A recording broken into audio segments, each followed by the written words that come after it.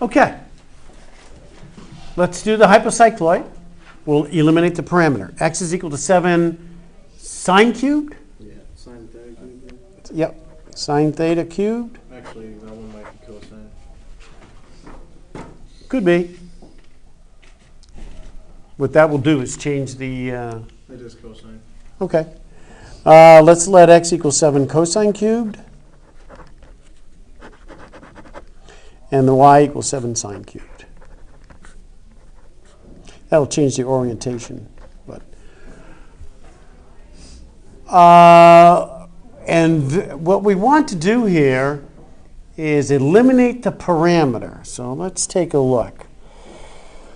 What's the best way to eliminate the parameter here? Of course, we could solve for theta here and substitute it in here and get this nasty thing. Well, let's try it. Let's divide by 7. Okay. Take the cube root, and that will give us cosine. That will give us theta is equal to the inverse cosine of the cube root of x over 7. Wow. So the y would then be 7 times the sine of the inverse cosine of the cube root of x over 7 cubed. Okay, and that sine is cubed here. Okay. So what we have to do basically is find the sine of the inverse cosine of the cube root of x over 7. And then we're going to cube that. Wow, this is one nasty problem. Well, let's do it. Let's draw the right triangle. Let's let this angle be the inverse cosine of the cube root of x over 7. Okay. Therefore, the cosine of this angle is the cube root of x over 7, or the cube root of x over the cube root of 7. The cosine of this angle is the adjacent over hypotenuse. So what I'm going to do is make this side the cube root of x, and the hypotenuse be the cube root of 7. Okay? So that the cosine of the angle is indeed the cube root of x over the cube root of 7. That's what we have here. Solve for the other leg. You solve for the other leg by taking the square root of the hypotenuse squared, that's 7 to the 1/3, that'd be 7 to the 2/3, minus x to the 2/3. Oh man, this is one nasty bad problem. Okay? So, what's the sine of that angle? The sine of that angle is going to be equal to the opposite side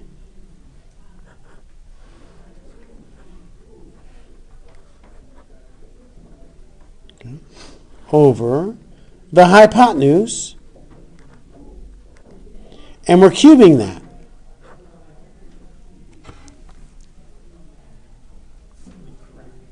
Wow, this is yuck.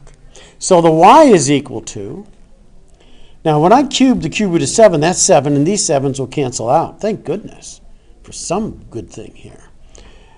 What we're left with is this square root cubed of this expression. So we're left with y equals 7 to the 2/3 minus x to the 2/3. All this raised to the 3/2 power. That's what y is equal to. Raised to the 3/2? Yeah, that's what I said. Yeah, that's what it is too. Now, you could possibly get something out of this by squaring both sides. I got to tell you, there's some possibilities here for algebraically simplifying this thing. If you were to square, I don't know what form they give the answer, but if you were to square both sides, and you were to square this, these 2's would cancel, and you get this cubed. And if you were to expand this, cube this thing, I would leave it like this, to be honest with you. I would leave it just like this. And I'd say that would be the best form of the answer. You could cube this thing, which means cubing this, and you get the coefficients of 1, 3, 3, 1. You know, it's a binomial expansion with this thing cubed. And then you'd end up with an x squared. You could bring over here with the y squared, but you get these other middle terms that are kind of yuck. You know, it's bad, but it's not impossible. And to be honest with you, what I would do is leave it just like that. Professor Haddad. What do you think, Z? Should I leave it? This. You should use a better marker. Oh, can you guys see it? Yeah. Wait, But, you know, Josh, can you see it all right? now, are you taping this? It's not going to look pretty compared if you use like a good marker. I am taping this. Well, This is not the best pen to use now. no. I should use one of your markers. Yes. Where are they? They used to be out here. They're hidden. Now they're hidden. Well, and locked. So how am I supposed to use the better markers if you hide them and lock them? You got to pay me. Oh. For a small fee. Now, try some of, well, let's give you a good one. I'll give you a whole stack of them. What? Yeah. You're too generous. Wow. I just want to be on camera saying I was next to him. I have a proof there. You are nice to me. Wow. Try that, see the difference. Okay. As soon as I'm off camera, you're going to take them back? Well, we'll deal about money after that. Thanks. Yep. I would leave it just like that. Let's see how we'll do right there. Okay. Isn't that easier to see? Is that easier to see, you guys? Of course it is. Of course it is. All right. So much for that question. It's harder to write, though. All right. That's what I would do, Kev. I'm going to tell you that problem is probably unnecessarily complex, and I would tend to eliminate it from consideration. I'll tell you what. If I can remember, I'll just give people credit on it. I don't want you to have to go through that kind of algebraic manipulations. That's what it is, to do that problem. So, what problem is this? The last one on the second homework. Last one on second homework? I'd say skip it. I'll give you credit. If we already got it wrong, so I'm going to just eliminate it and give you credit. Wait, if you already got it wrong, how does that work? I think I already used up all the. 5 tries? Yeah.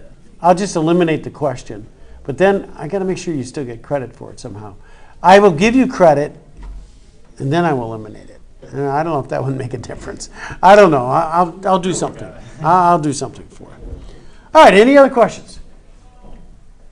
I don't know even know what form they want it in. This would be the form I would leave it in, but who knows if they want you to multiply this out? I'm not sure. They didn't give it, or the answer wasn't in a form. It just, you had to pick the graph and then Oh. tell if it was where it was not smooth at. Oh, at the points where it's the derivatives don't. Yeah. Oh, that's all you had to do? I thought they wanted the rectangular equation too. No, I didn't put it in. Oh, okay. No problem.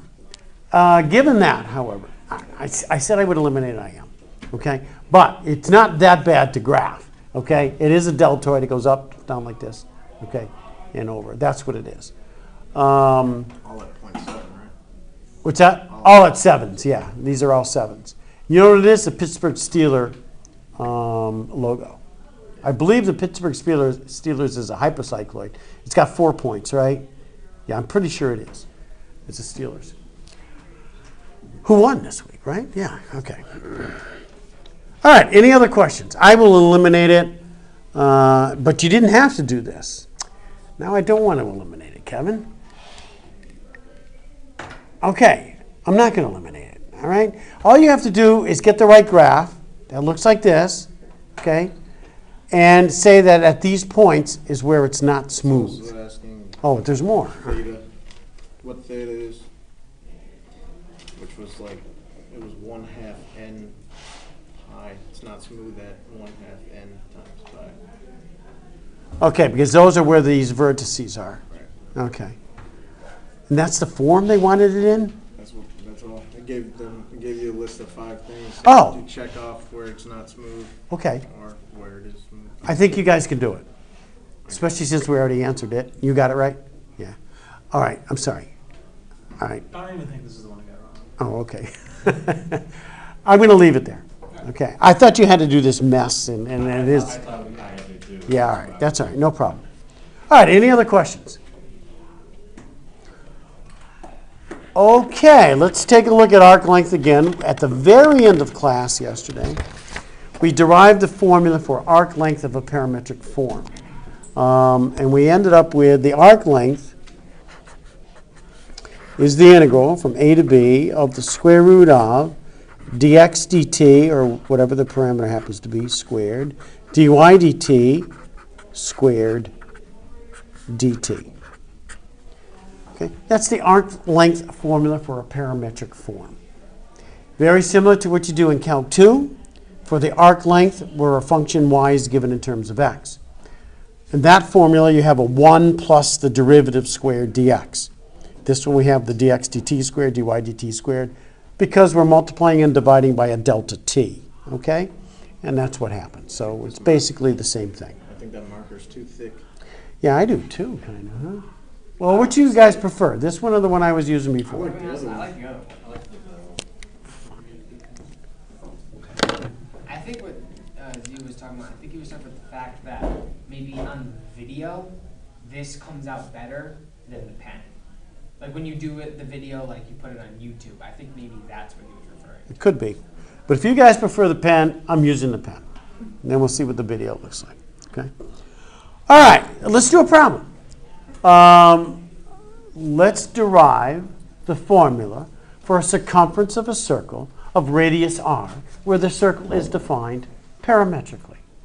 Okay? That's what I need first. I need a circle defined parametrically, circle of radius r. Can someone give me a parameterization of such a circle?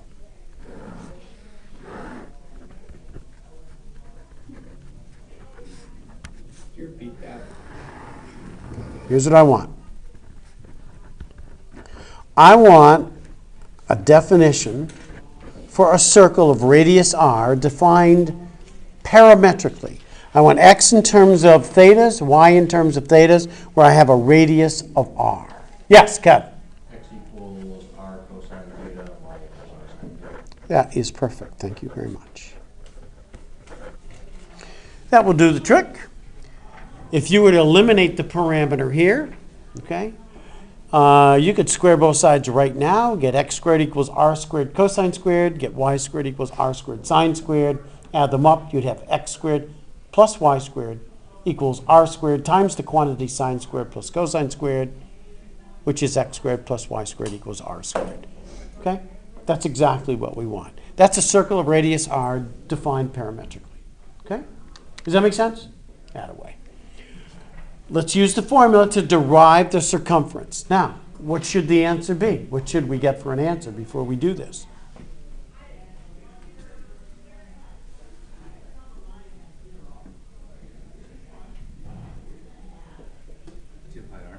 Thank you. 2 pi. I see. The question was just too simple to even consider. Okay. 2 pi r is correct. Thank you. Let's do it. Tell you what we're going to do. We're going to take advantage of the fact that we have symmetry here. I'm going to find the arc length in this first quadrant right here. Okay? I'm going to have the arc length. I'm going to go from 0. Okay, add 0. Oh, we got to make sure where we are here. Add 0. When cosine of 0, which is 1, x is r, y is 0. We're starting here, and I'm going to go to pi over 2. At pi over 2, the x will be equal to 0, and the y will be r. So we go from here up to here. I'm going to take 1/4 of the circle. I'm going to multiply by 4. I'm going to tell you, it's especially true in the next section when we do polar coordinates, that you take advantage of the symmetry of the situation in order to do areas, for example, or arc lengths of these formulas. And the reason is this. The one thing we're going to look at today is the polar equation for a circle, okay, say radius 1. It will have a circle, and it looks like to traverse that circle 1 revolution, you go 0 to 2 pi. It turns out 0 to 2 pi goes around the circle twice. So if you're going to do an area problem, and you go around 0 to 2 pi, you end up getting twice the answer you should, and it's incorrect. what you should always do is use the smallest piece that you can and use the symmetry to do the problem. In general, that's what you should do. So I'm going to go 0 to pi over 2 and multiply by 4.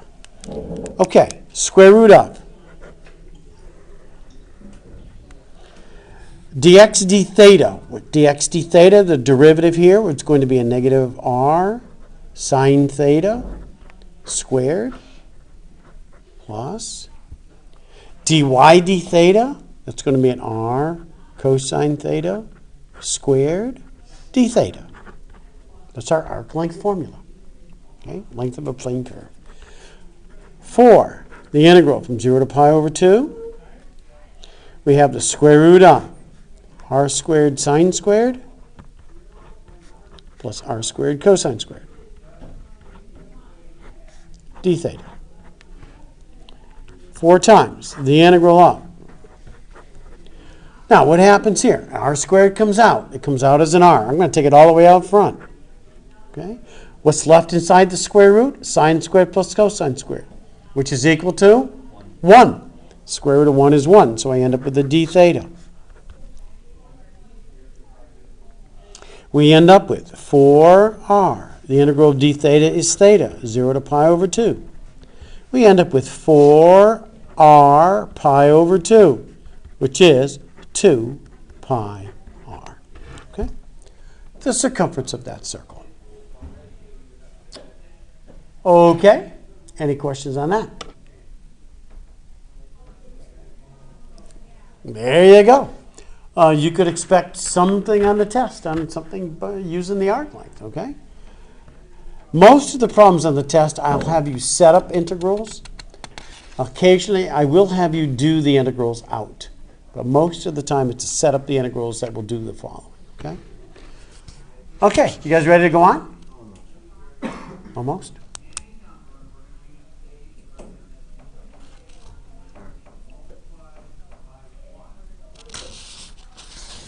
All right, let's look at polar equations. What were those last ones again? Like, what should we call the last section we did? The last section is... What we just did, sorry, like the problem we just did. The problem we just did was arc length in parametric form. Arc length in parametric form.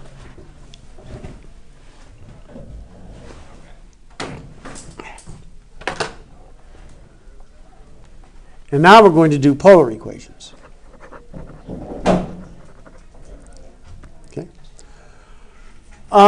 It turns out that our rectangular coordinate system is just not sufficient to do the things that we want it to do.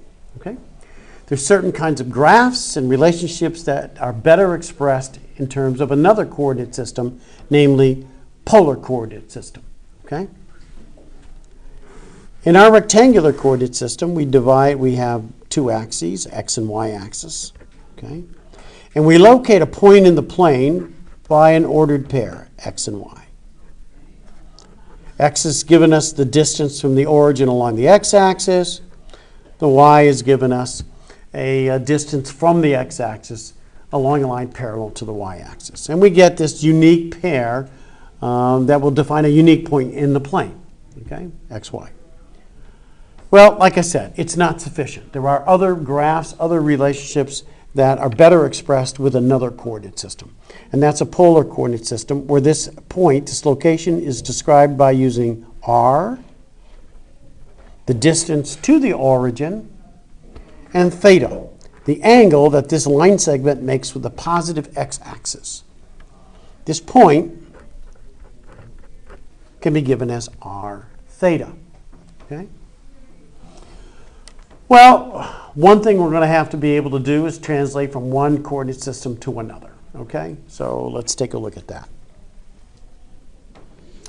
Let's solve for r and theta in terms of x's and y's. What's r in terms of x's and y's?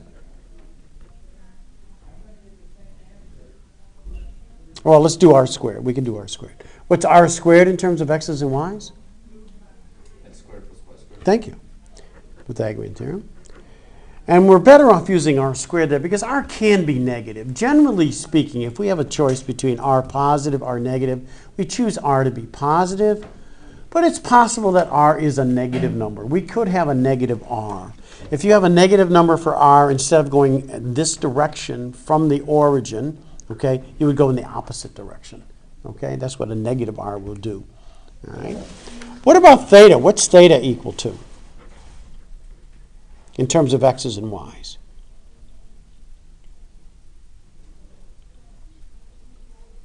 Inverse tangent of y over x. Very nice. Thank you very much. Inverse tangent of y over x. Okay. All right. So if we have x and y, we can find an r and a theta. Okay. Let's go the other way. What's x in terms of r's and thetas? Squared minus y squared. Yeah. X equals r cosine theta. Thank you. That's exactly what it is. If you take a look at this right triangle, the cosine, okay, of theta is equal to x over r. Multiply both sides by r to get x equals r cosine. And what's y equal to?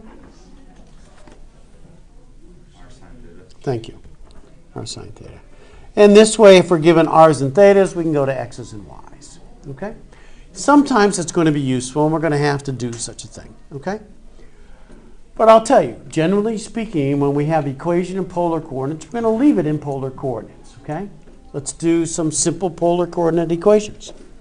Let's start with a simple r equals a constant, like 1.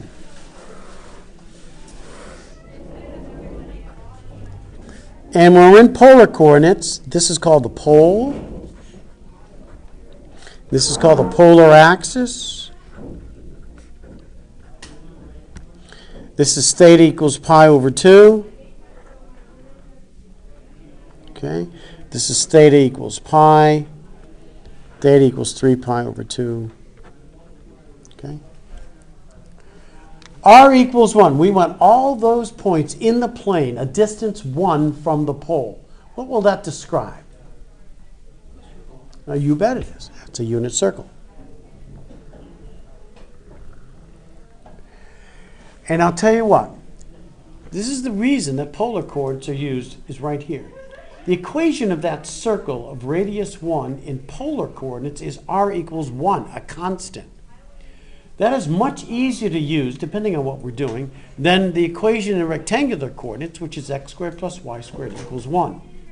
It turns out, especially when we do triple integrals a little bit later on, and we have to find a volume under a surface over a region in the xy plane, if that's a circular region in the xy plane, and it can be described as r equals 1, that's a much better integral than it is if it's x squared plus y squared equals 1.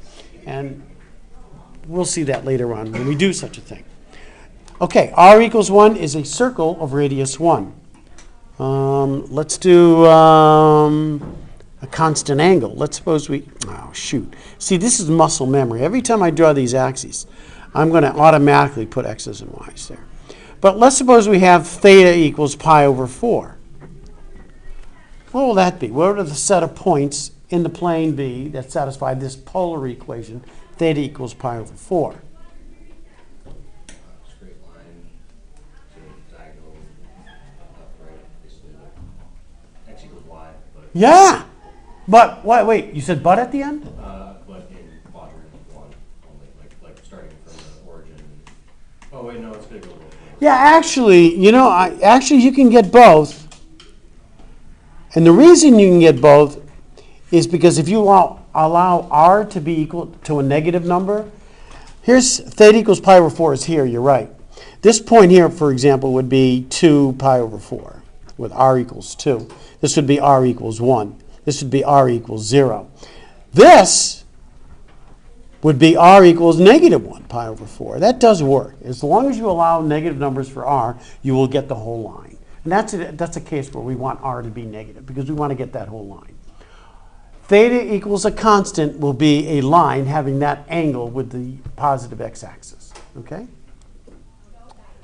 Okay, that's about as simple as we can get for r's and thetas. What about r equals theta? What do we get there?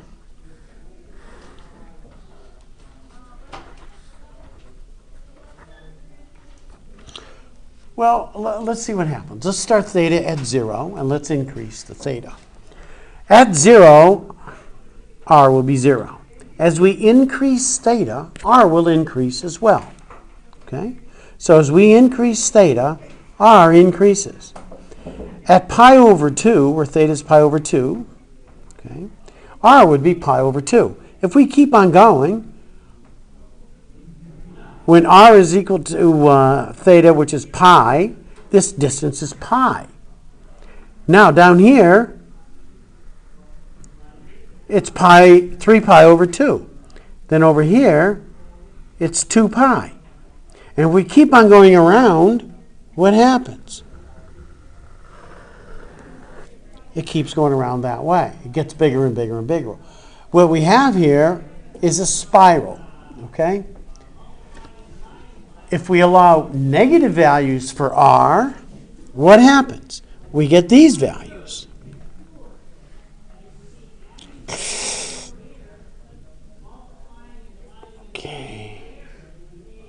Okay, hold on. Wait a second. Where am I going now?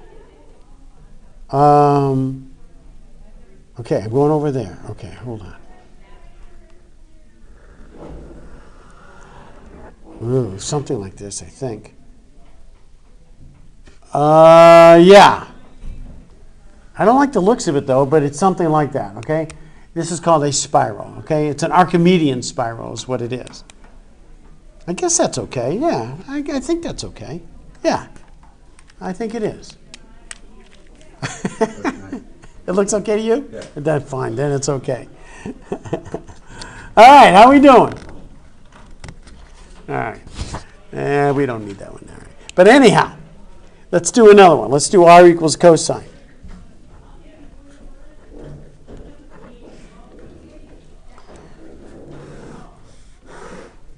And let me tell you, one possibility would be to change it from polar coordinates to rectangular to see what the heck this is. Tell you what, let's graph this in polar, see what we have. We'll change it to rectangular and make sure what we have makes sense. And then we should look at some symmetry of the situation, okay? Because like we have with the rectangular coordinate system, we have symmetry as well, all right? We have symmetry. Okay, r equals cosine. Let's start at theta equals 0. If theta is equal to 0, r would be equal to 1. So we're out here at 1, 0. Okay. As theta increases, r will decrease. When theta gets to be pi over 2, what's r? 0. So as theta increases, this r will decrease. At pi over 2, we're at the pole because r will be 0. As we continue increasing theta, now theta is in the second quadrant now, okay? Here's what we did. Here's what we did. Oh, boy. Okay, here's what we did. We started here, we're going this way, and now we're in the second quadrant, okay? What about cosine in the second quadrant? Is it positive or negative? It's negative. So even though our angle's out here in the second quadrant, since r is negative, it's going to give us points back here in the fourth quadrant. Okay? Does that make sense? Okay. So as we continue theta, what we're going to get our points back here in the fourth quadrant. When we get to pi, what's the cosine of pi? -1. We're going to be back here again. This point is 1, 0, but believe it or not, it's also -1 pi. That same point. Actually, every point in the plane has an infinite number of characterizations in polar coordinates. Okay? Infinite number of them. We have traced the circle around once. Now, what happens when we get to the third quadrant? Is cosine positive or negative? It's negative. Guess what? We're going to retrace this part of the circle again. And when we get to the fourth quadrant, is cosine positive or negative? Positive. And guess what? We'll retrace this one. So if we go from 0 to 2 pi, we trace the circle twice. 0 to pi traces the circle once. Okay, 0 to 2 pi twice. When we do areas of polar coordinates, which I'm doing tomorrow, okay, and we have a problem like this to do, we've got to make sure we don't go integrating from 0 to 2 pi. We'll get an incorrect answer because that'll trace it twice. Okay. This is what we have. What do we have here? What is this thing? What have I just traced out? What is this? Circle. Circle. What's the radius of this circle? Like mustachio. What? Just kidding. It's not. I was joking. It's not totally circular. Oh, fine. What? Oh, well, it is. Yeah, well, you're right. Okay, fine. All right. But get the point. I always compare with Joe's version to see if mine's okay. It's a lot better than mine. Okay, fine. There you go. So, all right. Now, what kind of symmetry do we have here? X-axis. Yeah, it used to be called the x-axis. Now it's called the Polar. Axis. polar axis. It's got symmetry with respect to the polar axis. Let's see, does that make sense? What kind of function is cosine?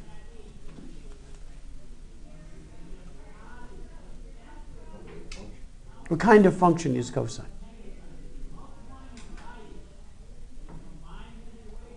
It's a question I used to ask in Calc. Well, it's more Calc 1 question.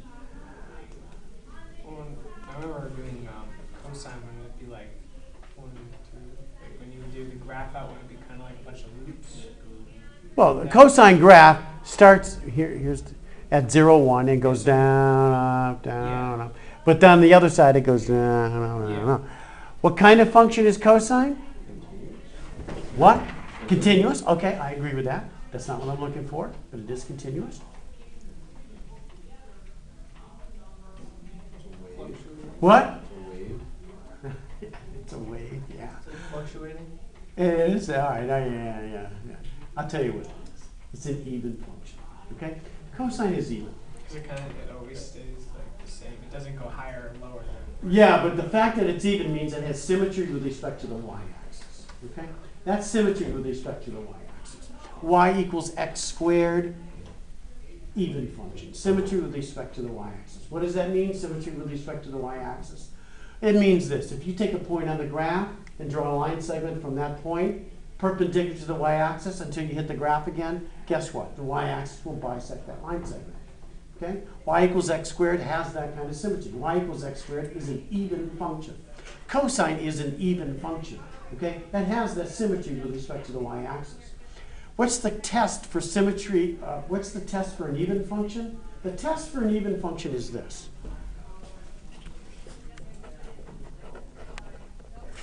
If you replace x, let's see, with its opposite, you'll get the original back again. That's a test for an even function. Y equals x squared passes that test. You replace x with its opposite, you square it, you get x squared. You get the same function back again. Cosine, guess what? Cosine's an even function. You replace its x with the opposite of x, the cosine of the opposite of x is the cosine of x. Okay? Because cosine's positive in that fourth quadrant. It doesn't matter if you have the cosine of 10 degrees, say, or the cosine of negative 10 degrees, you're going to get the same value for r. And the polar coordinates, even functions, has symmetry with the polar axis. The polar axis will bisect that line segment. Okay? That's what it means to have symmetry with respect to the polar axis. Cosine, being an even function that it does, has symmetry with respect to the polar axis in polar coordinates. Okay? Are you guys all right with that? Ooh. All right, here's what I want. Let's give me another even function. Okay, forget Sine. the polar. What's that? Sine. Sine's not even. Oh yeah. Another even function without not the polar coordinates, just in general, another even function. Yeah, wow, there you go. That's an even function. That's a hyperbola. That's an. Oh no, it doesn't work because it's not a function. Oh no. Oh, great. So it can't be an even function if it's not a function.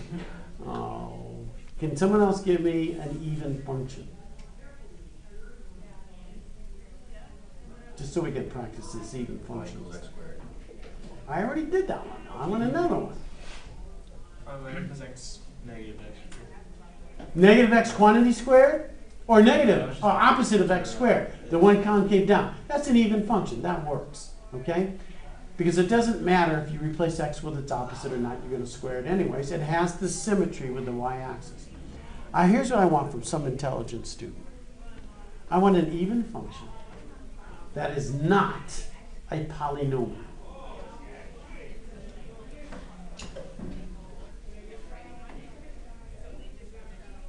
That's too hard. Is it too hard for you guys? Y equals 6. Y equals 6. Now that's very interesting.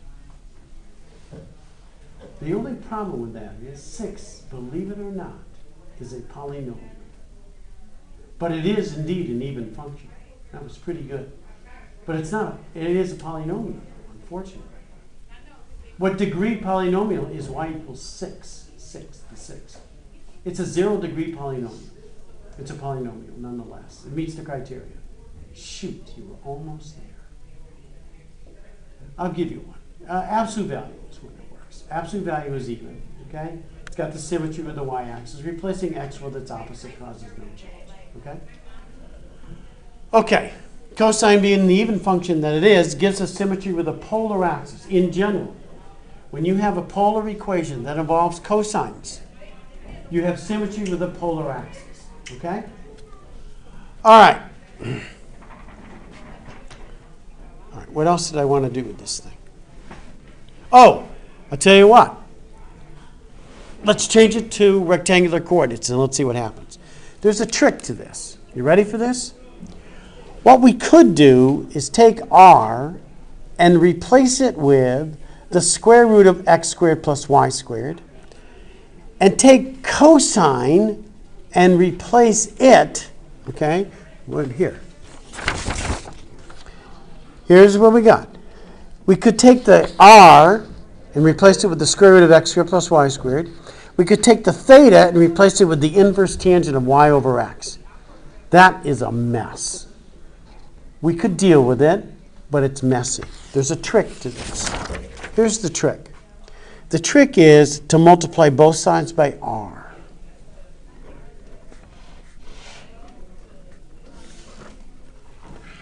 It is far better to have r cosines than it is to have cosines.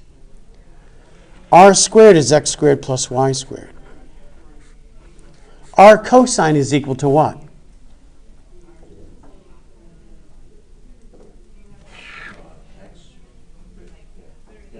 Yes, that's equal to x. Okay? Okay, let's deal with this. What kind of conic section do I have here?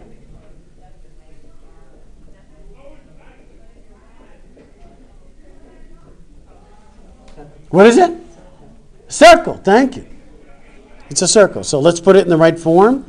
X squared minus x plus y squared equals 0. Let's complete the square. Ooh, a little nasty. Take half the coefficient and square it. I'm going to have to add 1/4 on. Okay. This is x minus 1/2 squared plus y squared equals 1/4. Okay. What's the center of this circle in rectangular coordinates? What is it? Half on 0. Half. Oh, half. Yes. 1/2 and 0. Thank you. Thank you. Thank you. I'm sorry. 1/2, 0. What's the radius? 4. Half. Okay. Is that exactly what we have here? Yes, it is. Okay. Okay. We have a circle whose center is 1/2, 0, whose radius is 1/2. Okay. This is what it is in rectangular. This is what it is in polar. I think it's easy enough to see that when we're dealing with these things, a circle like this is better in polar, easier to deal with, than it will be in rectangular when it's got this kind of an equation, especially if we're doing integrals, which is what's going to happen. Okay? All right. Okay. You guys ready? Here's what I want you to do. I want you to graph this polar equation, r equals sine theta. I want you to do this.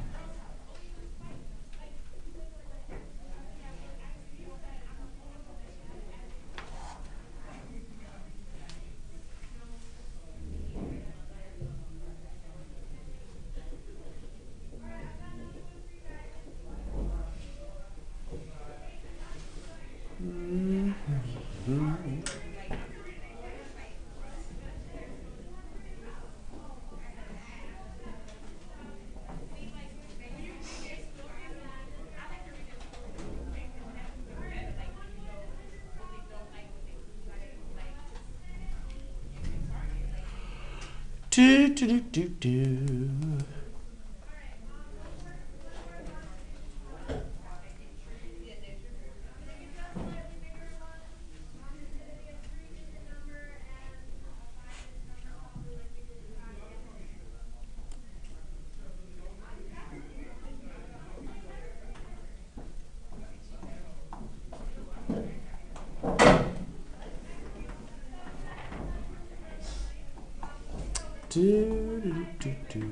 How we doing? Who wants more time? Raise your hand. All right.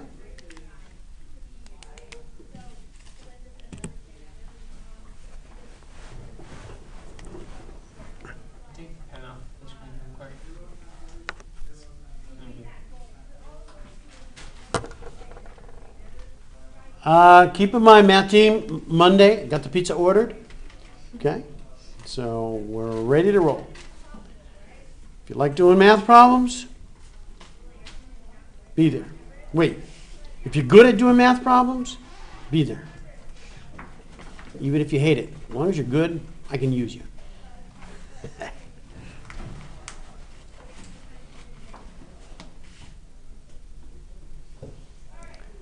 And I don't even know if we're going to have our number one guy with us either. So I don't know. For the last 2 years, he's been our number one guy. So we may need another number one guy. Wait, I say guy, Devin, but it could be anybody. Okay? Number one guy.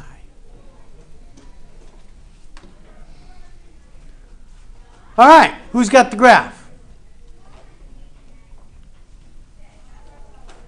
What do you got, Kev? I got just like put a circle, but you know, same thing with cosine, but oriented around the vertical axis. There you go. That's exactly right. What's that? You got it right? And away. That's exactly right. If you trace this out point by point, start at theta equals 0, r is 0 this time. Okay? As theta increases, r will increase. Until you get to pi over 2. At pi over 2, the r is equal to 1. Okay? This would be 1 pi over 2. As you continue in the second quadrant, sign is positive, so we'll stay on this side. Okay? But now the sign's going to be decreasing until you get to 0. Okay? And now, when you continue on to the third quadrant, the sign's negative, and that will pull it through the origin out to the other side, and we'll retrace this first part. And when we get to the fourth quadrant, the sign is negative again, and that'll retrace this part. We get this circle. This circle will have a radius of 1/2, and it'll be centered at the point 0, 1/2. This circle has symmetry with respect to the line theta equals pi over 2. Okay? Generally, yeah, go ahead. I'm just like that concept of the whole so is R just not dependent like if we were talking rectangular, R would be the x-axis and the y-axis like I'm just confused on why I'm still thinking of R as the x-axis. It's not. Just R is a distance from the point to the pole. That's what R is. okay, yeah, okay, so it's just the point away. It's a distance from the point to the pole. How do you get what? The whole Well, if, for example, you start at 0, you get 0. You increase your theta a little bit, r will increase. You get this, then you'll get this. And here's the r that's increasing. You get this, etc. As you move it around, the r will increase. Out to here, when r is equal to 1, add pi over 2. And that'll give you that arc. It works perfectly. These are the r values. They're increasing as theta is increasing. And when you get over here, the r's will start decreasing until we get back down to 0 again. And how do you know they trace out that perfect circle? Well, you know if you change it back to rectangular and you get the equation for the circle. That's basically how you know it. No, it all just works. It's beautiful. It's typical mathematics. It's just beautiful. Should be a math major. I had enough trouble doing advanced calculations. Oh. I didn't appreciate the constant All right. Sine. What kind of function is sine? Odd. Odd functions. Let's take a look at odd functions. How do you tell a function is odd? If you replace x with its opposite, what do you get? The opposite of the function. That's characteristic of all odd functions. Odd functions have a certain symmetry. What symmetry do odd functions have? Forget the polar now. Let's just in general. When we're in rectangle, what is it? No.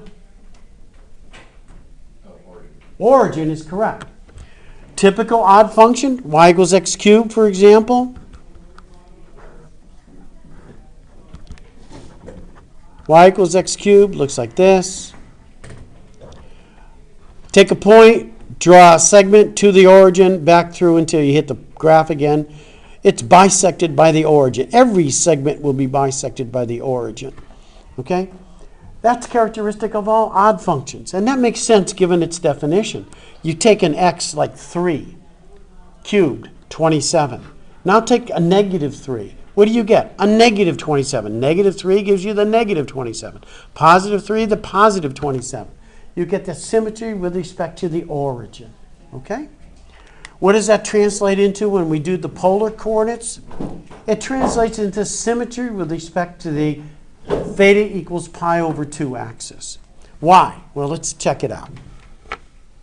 If you take the sine of some angle, okay, let's suppose we're here.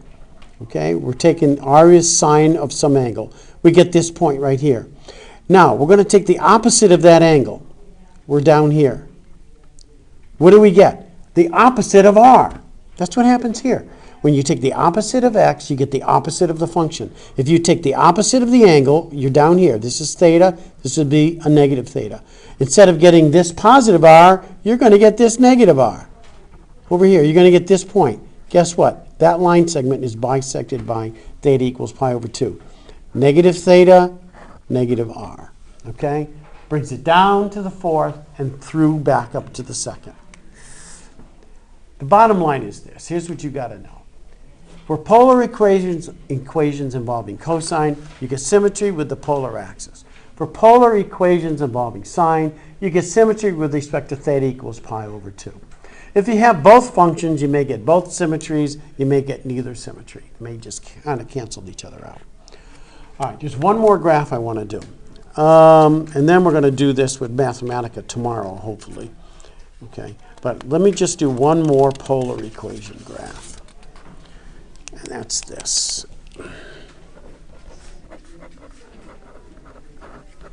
Okay? Let's take a look at this. Now, what kind of symmetry do you expect out of this polar graph?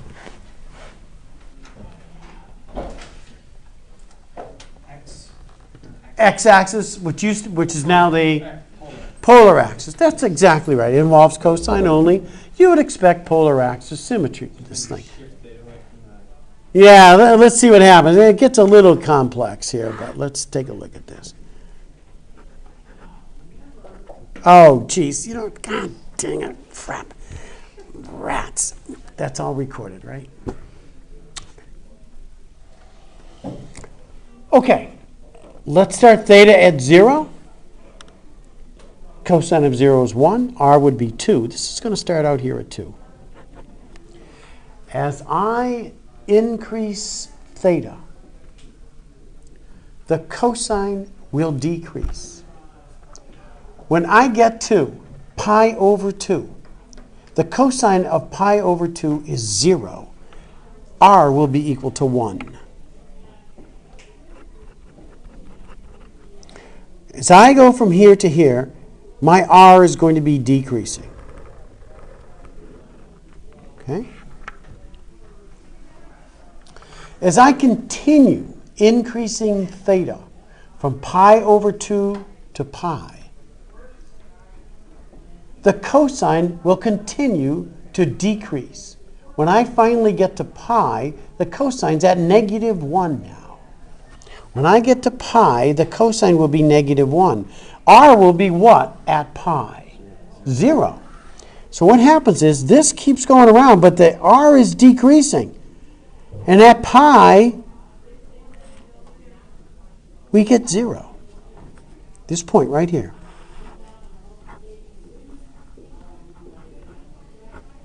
Okay? We have symmetry with respect to the polar axis. Guess what the rest of this graph is? It's the same thing flipped over that polar axis. It's this. Oh, I'm a little bit off there. Shoot. Okay. Guess what this is called? Who just said that? You said heart-shaped? Guess what it's called?